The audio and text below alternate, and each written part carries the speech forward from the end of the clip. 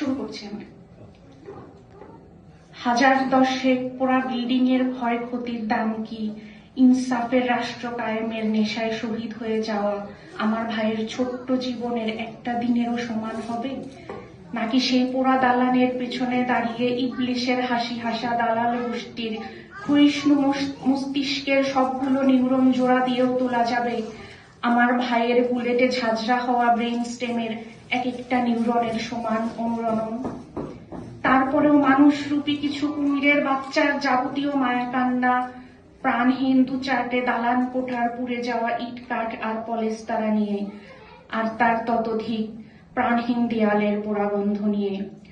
অথচ সেই সব দেয়ালের প্রতিটা ইট জানে কত নিখুঁত দক্ষতায় যুগ যুগ ধরে তারা তৈয়ার করেছে আমার ভাইকে হত্যাযজ্ঞ করে তোলার পক্ষে এক একটা ইবলিশি বয়ান।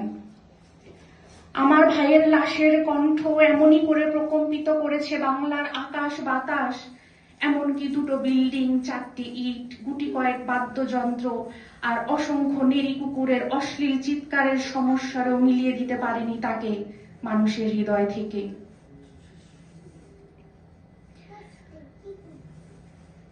এজন্যই বলছি, শুনে রাখো হে জালিম শাহী, তোমাদের দেয়া এই অপরাধ বোধে একটু ভুগবে না এবার আমাদের আজাদির ভাই বোনেরা।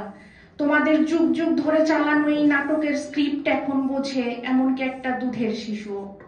তোমাদের নাট্যকলা তাই ভরে রাখো গেরুয়া রঙের শান্তিনিকেতনই তোমাদের চটের ব্যাগে, যা জন্ম দিয়েছে শত সহস্র সন্তান দ্রোহের।